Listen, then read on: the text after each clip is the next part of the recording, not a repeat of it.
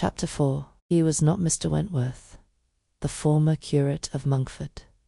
However suspicious appearances may be, but a Captain Frederick Wentworth, his brother, who being made commander in consequence of the action off St. Domingo, and not immediately employed, had come into Somersetshire in the summer of 1806, and having no parent living, found a home for half a year at Monkford.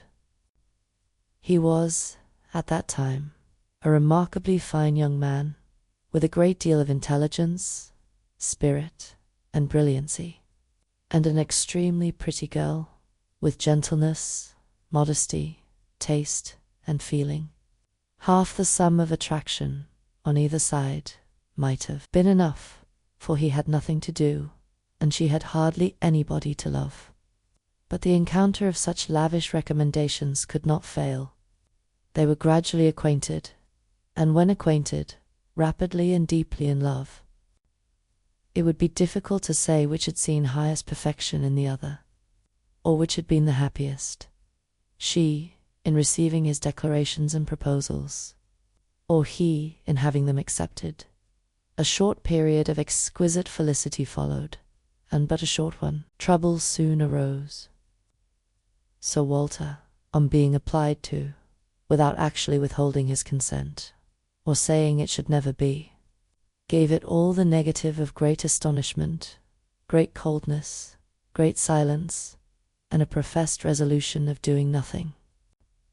For his daughter, he thought it a very degrading alliance, and Lady Russell, though with more tempered and pardonable pride, received it as a most unfortunate one, and Elliot, with all her claims of birth, beauty, and mind, to throw herself away.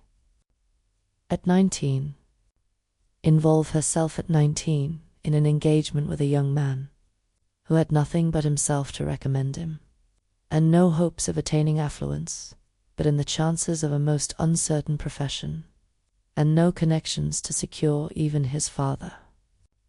Rise in the profession would be, indeed, a throwing away which she grieved to think of, and Elliot, so young, known to so few, to be snatched off by a stranger without alliance or fortune, or rather sunk by him into a state of most wearing, anxious, youth-killing dependence. It must not be, if by any fair interference of friendship, any representations, from one who had almost a mother's love and mother's rights, it would be prevented. Captain Wentworth had no fortune. He had been lucky in his profession, but spending freely what had come freely, had realized nothing. But he was confident that he should soon be rich. Full of life and ardor, he knew that he should soon have a ship, and soon be on a station that would lead to everything he wanted. He had always been lucky. He knew he should be so still. Such confidence, powerful in its own warmth, and bewitching in the wit which often expressed it, must have been enough for an A. But Lady Russell saw it very differently. His sanguine temper and fearlessness of mind operated very differently on her. She saw in it but an aggravation of the evil. It only added a dangerous character to himself. He was brilliant, he was headstrong. Lady Russell had little taste for wit, and of anything approaching to imprudence a horror. She deprecated the connection in every light. Such opposition as these feelings produced was more than Anne could combat. Young and gentle as she was, it might yet have been possible to withstand her father's ill will, though unsoftened by one kind word or look on the part of her sister. But Lady Russell, whom she had always loved and relied on, could not, with such steadiness of opinion and such tenderness of manner, be continually advising her in vain. She was persuaded to believe the engagement a wrong thing, indiscreet, improper, hardly capable of success, and not deserving it. But it was not a merely selfish caution, under which she acted, in putting an end to it. Had she not imagined herself consulting his good, even more than her own, she could hardly have given him up. The belief of being prudent and self-denying, principally for his advantage, was her chief consolation under the misery of a parting, a final parting. And every consolation was required, for she had to encounter all the additional pain of opinions. On his side, totally unconvinced and unbending, and of his feeling himself ill-used by so forced a relinquishment, he had left the country in consequence.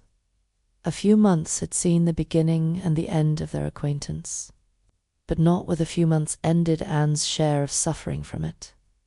Her attachment and regrets had, for a long time, clouded every enjoyment of youth, and an early loss of bloom and spirits had been their lasting effect. More than 7 years were gone since this little history of sorrowful interest had reached its close, and time had softened down much, perhaps nearly all, of peculiar attachment to him, but she had been too dependent on time alone. No aid had been given in change of place, except in one visit to Bath soon after the rupture, or in any novelty or enlargement of society. No one had ever come within the Killinch circle who could bear a comparison with Frederick Wentworth as he stood in her memory. No second attachment, the only thoroughly natural, happy, and sufficient cure at her time of life, had been possible to the nice tone of her mind, the fastidiousness of her taste in the small limits of the society around them. She had been solicited, when about 22, to change her name by the young man who not long afterwards found a more willing mind in her younger sister, and Lady Russell had lamented her refusal, for Charles Musgrove was the eldest son of a man whose landed property and general importance were second in that country, only to Sir Walter's, and of good character and appearance. And however Lady Russell might have asked for something more, while Anne was 19, she would have rejoiced to see her at 22, so respectably removed from the partialities and injustice of her father's house, and settled so permanently near herself. But in this case, Anne had left nothing for advice to do. And, though Lady Russell, as satisfied as ever with her own discretion, never wished the past undone, she began now to have the anxiety which borders on hopelessness for Anne's being. Tempted, by some man of talents and independence, to enter a state for which she held her to be peculiarly fitted by her warm affections and domestic habits. They knew not each other's opinion, either its constancy or its change, on the one leading point of Anne's conduct, for the subject was never alluded to. But Anne at 27 thought very differently from what she had been made to think at 19. She did not blame Lady Russell, she did not blame herself for having been guided by her, but she felt that were any young person in similar circumstances to apply to her for counsel, they would never receive any of such certain immediate wretchedness, such uncertain future good.